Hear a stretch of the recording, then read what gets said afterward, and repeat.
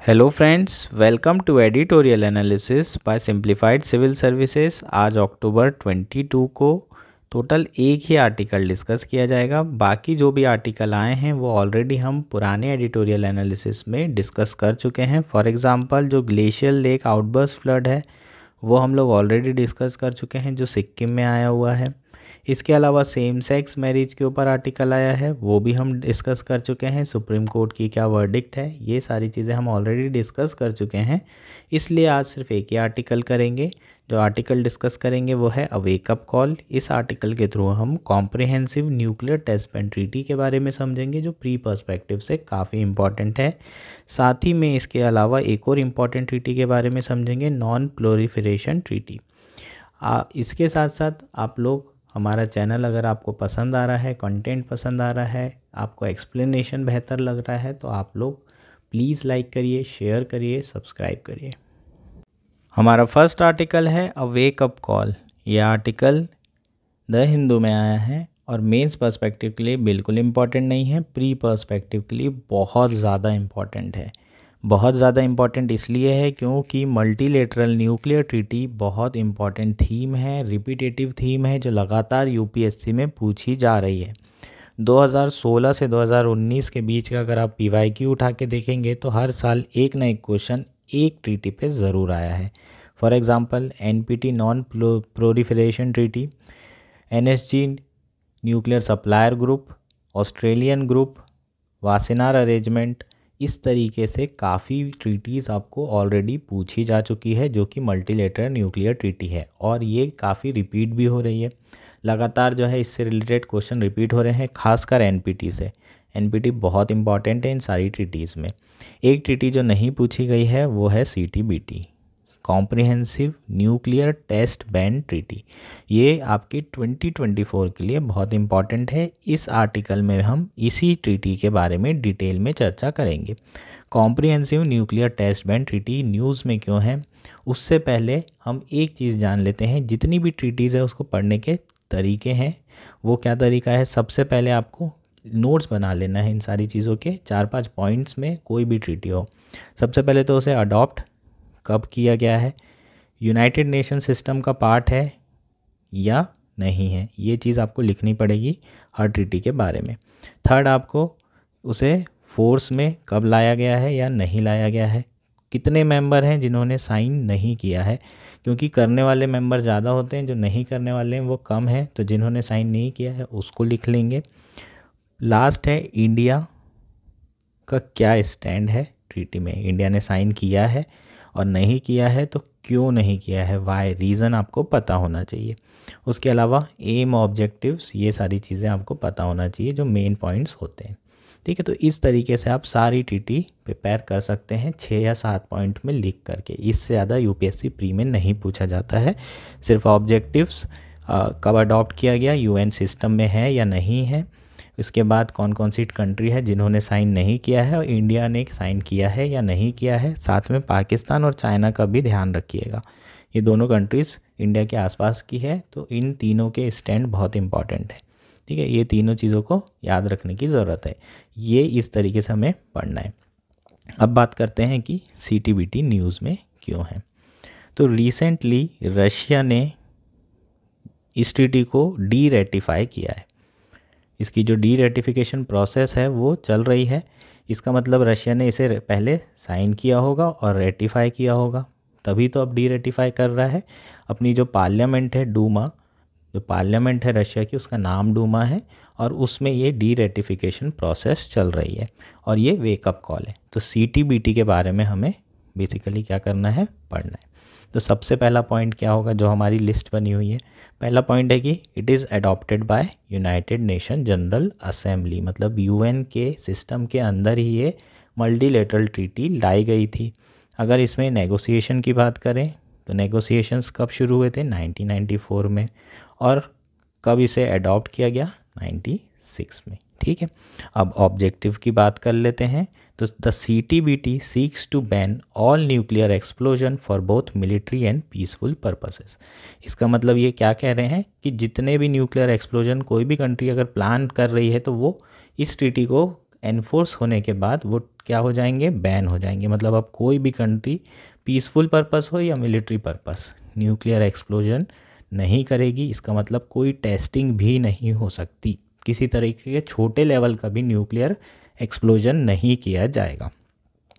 अभी तक के कितनी कंट्रीज़ ने इसे साइन कर चुकी है? 178 कंट्रीज़ ने इसे साइन कर चुकी है और 187 कंट्री ने इसे साइन कर चुकी है और 178 ऐसी कंट्री है जिन्होंने रेटिफाई कर चुकी है। जनरली जो रेटिफिकेशन होता है और सिग्नेचर दोनों में डिफरेंस क्या होता है ये समझ लेते हैं। जो गवर्नमेंट होती है वो साइन करती है कोई भी ट्रीटी को और फिर जो पार्लियामेंट होती है वो उसे रेटिफाई करती है। बहुत सारी चीज़ें सरकार जो है क्या कर सकती है, साइन कर सकती है, लेकिन हो सकता है कि वो पार्लियामेंट में पास ना हो और रेटिफिकेशन ना हो। इंडिया में जो सेंट्रल गवर्नमेंट होती है वही क्या करती है, रेटिफाई भी करती है और वही साइन भी करती है। इंडिया में पार्लियामेंट में चीज़ें नहीं होती, डिबेट हो सकती है, लेकिन साइन और रेटिफिकेशन इंडिया में जो सेंट्रल गवर्नमेंट है वही करती है। ठीक है, लेकिन बहुत सारी गवर्नमेंट्स हैं जैसे कि यूएस में गवर्नमेंट साइन करती है और फिर सीनेट उसे पास करता है, तभी वो रेटिफाइड कहलाता है, अदरवाइज़ वो रेटिफाइड नहीं कहलाता है। ठीक है, तो ये हमारा डिफरेंस हो जाएगा। 178 कंट्री ने रेटिफाई कर चुका है, लेकिन अभी तक के ये फोर्स में नहीं आई है।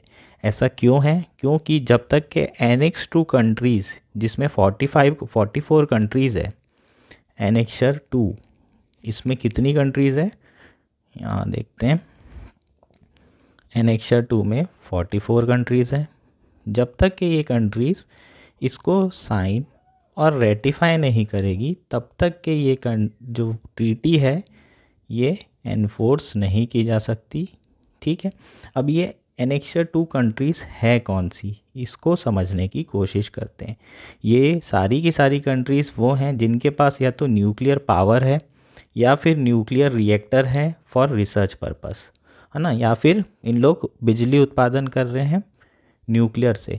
ये 44 कंट्रीज़ के पास ये चीज़ें हैं जिनके पास न्यूक्लियर टेक्नोलॉजी से रिलेटेड कुछ ना कुछ है। वो सारी कंट्रीज़ में इंक्लूड किया जाए तो 44 कंट्रीज़ हैं टोटल। और जब तक कि ये 44 कंट्रीज़ नहीं साइन करती, रेटिफाई करती, तब तक के ये जो हमारा ट्रीटी है वो क्या नहीं हो सकती, एनफोर्स नहीं की जा सकती, फोर्स में नहीं आ सकती।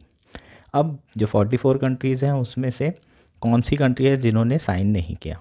नॉर्थ कोरिया ने नहीं किया, इंडिया ने नहीं किया और पाकिस्तान ने नहीं किया। तो 3 कंट्री है जिन्होंने साइन ही नहीं किया है। रेटिफाई तो दूर की बात है, साइन ही नहीं किया है। 5 of the 44 country, China, Egypt, Iran, Israel and US, ये 5 कंट्रीज़ ऐसी हैं जिन्होंने साइन तो कर दिया है पर रेटिफाइड नहीं किया है। ठीक है, तो अब रशिया भी इसी में क्या होने वाली है, इंक्लूड होने वाली है, क्योंकि वो डी रेटिफाई कर रही है। ठीक है, तो ये जो कंट्रीज़ हैं इनके पास कुछ ना कुछ न्यूक्लियर वेपन है या फिर न्यूक्लियर पावर है या रिसर्च रिएक्टर्स हैं न्यूक्लियर से रिलेटेड। जब तक कि ये नहीं करेंगी 44 कंट्रीज़ तब तक कि ये चीज़ें एनफोर्स नहीं की जा सकेगी। अगर हम बात करें हिस्ट्री की तो सबसे पहली जो मल्टीलेटरल न्यूक्लियर ट्रीटी थी वो कौन सी थी? Limited test ban treaty of 1963, जिसे क्या कहा जाता है, पार्शियल टेस्ट बैन ट्रीटी। ये फर्स्ट इंटरनेशनल स्टेप थी to prohibit the nuclear testing in the atmosphere, under water and in outer space. मतलब 3 जगह पे न्यूक्लियर टेस्टिंग को क्या किया गया था, प्रोहिबिट कर दिया गया था। First is atmosphere, next is outer space और थर्ड इज़ अंडर वाटर। लेकिन इसमें एक चीज़ छोड़ दी गई थी, वो है अंडरग्राउंड टेस्टिंग। अंडरग्राउंड टेस्टिंग की जा सकती थी अगर आप पार्शियल टेस्ट बैन ट्रीटी का पार्ट हैं तब भी।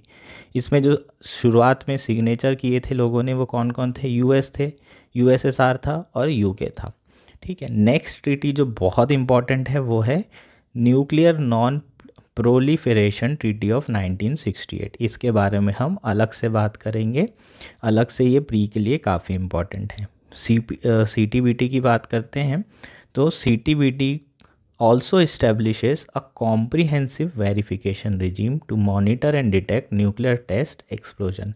सिर्फ बैन करने से हो जाएगा क्या?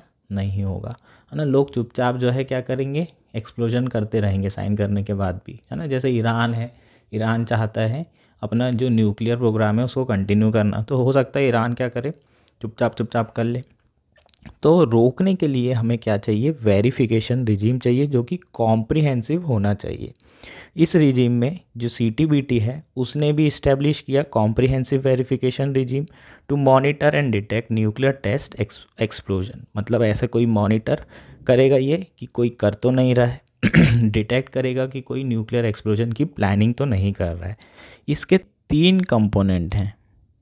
फर्स्ट कंपोनेंट है international monitoring system, second component है इंटरनेशनल डेटा सेंटर और थर्ड कंपोनेंट है ऑन साइट इंस्पेक्शन। इन तीनों कंपोनेंट से मिल करके एक कॉम्प्रिहेंसिव मॉनिटरिंग मैकेनिज़्म तैयार की गई है। तो बेसिकली इन तीनों चीज़ों से हम क्या करने की कोशिश कर रहे हैं, डिटेक्ट करने की कोशिश कर रहे हैं कि कहीं कोई वायलेशन तो नहीं करेगा ट्रीटी का, किसी तरीके से न्यूक्लियर एक्सप्लोजन तो नहीं हो रहा है, पूरी तरीके से जो बैन लगाया गया है वो प्रॉपरली इम्प्लीमेंट हो रहा है या नहीं हो रहा है। इसमें जो फर्स्ट कंपोनेंट है इंटरनेशनल मॉनिटरिंग सिस्टम, इसमें 300 से ज़्यादा ग्लोबल फैसिलिटीज़ प्रिपेयर की गई है और पूरे अर्थ में उसे प्लेस की जाएगी। हम यहाँ क्या कर रहे हैं, टेक्नोलॉजी का यूज़ कर रहे हैं, गैजेट बनाए गए हैं इस तरीके से कि वो कुछ चीज़ों को मेजर करें। जब भी न्यूक्लियर एक्सप्लोजन होगा तो अर्थक्वेक आने की संभावना रहेगी, सीस्मिक वेव्स जो है रिलीज़ होने की संभावना रहेगी। अगर हम सीस्मिक वेव वाला जो इंस्ट्रूमेंट है उसको अगर हम प्लेस करते हैं और उससे हम उसे मेजर करते हैं तो हम कैलकुलेट कर सकते हैं कि अर्थक्वेक आया है या फिर न्यूक्लियर एक्सप्लोजन है। उसके अलावा हम और भी ऐसे इंस्ट्रूमेंट का यूज़ कर सकते हैं। For example sound waves in ocean को मेजर करने के लिए हाइड्रो एकॉस्टिक।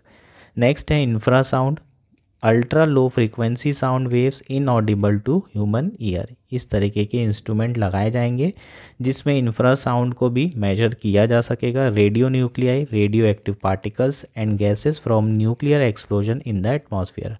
रेडियो न्यूक्लियाई जो इंस्ट्रूमेंट होंगे वो बेसिकली क्या मेजर कर सकेंगे कि कितने रेडियो एक्टिव पार्टिकल्स हैं एक्सप्लोजन के बाद जो एटमॉस्फेयर में।